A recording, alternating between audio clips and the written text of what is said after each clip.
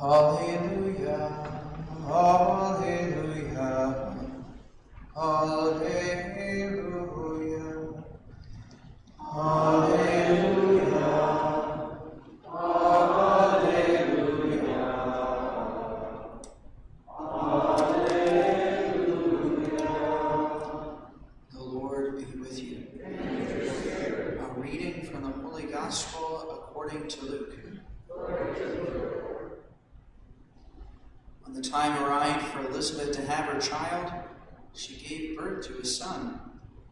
Her neighbors and relatives heard that the Lord had shown his great mercy toward her, and they rejoiced with her. When they came on the 8th day to circumcise the child, they were going to call him Zechariah after his father. But his mother said in reply, "No, he will be called John." But they answered her, "There's no one among your relatives who has this name." So they made signs asking his father what he wished him to be called. And he asked for a tablet and wrote, "John is his name." All were amazed. Immediately his mouth was opened, his tongue freed, and he spoke, blessing God. Then fear came upon all their neighbors, and all these matters were discussed throughout the hill country of Judea. All who heard these things took them to heart, saying, "What then will this child be? For surely the hand of the Lord was with him." The Gospel of the Lord. Praise to you, Lord Jesus Christ. So today on December 23rd, we get this last prophecy from the Old Testament, from the prophet Malachi. Malachi is the latest of the prophets that are listed in the Bible. And so this is the last chapter, basically, of the Old Testament. We hear God prophesy through Malachi, "I am sending my messenger to prepare the way before me."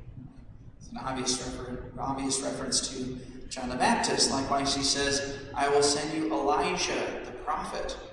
John the Baptist was in the spirit of Elijah. Where Elijah had been assumed into heaven, that was where John the Baptist himself was preaching. Where Elijah passed off his authority to his disciple Elisha, so John the Baptist passed off his authority to Jesus and basically stepped out of the way as Christ was beginning his ministry.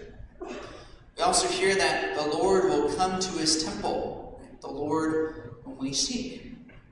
And this was significant because in the temple, in the days of Jesus, the Holy of Holies, where the Ark of the Covenant was supposed to be, the Ark was absent. It had been lost in the days of Jeremiah, the prophet.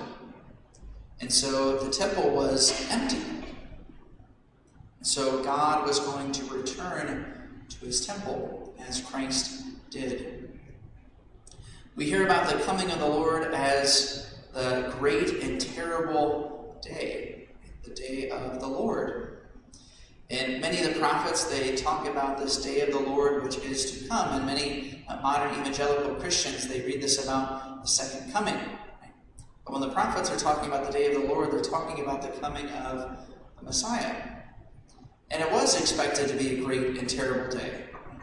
It was expected to be a day of judgment.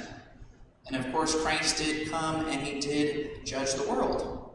But he also took upon the effects of our offenses. So the day of the Lord, in a certain sense, is the crucifixion, where Christ takes on the punishments that we deserved.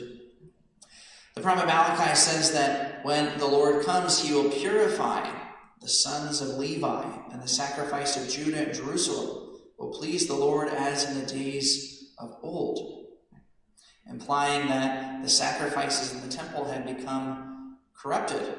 Many of the Levitical priests had become corrupted in their vocations, so much so that the Essene Jews, the Qumran community, they literally refused to participate in the temple worship in Jerusalem because things had become so corrupt.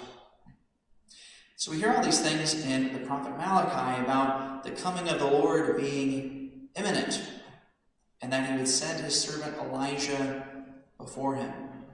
So we think of John the Baptist, who prepared the way for the Lord as he prepares to come among us again on this feast of Christmas.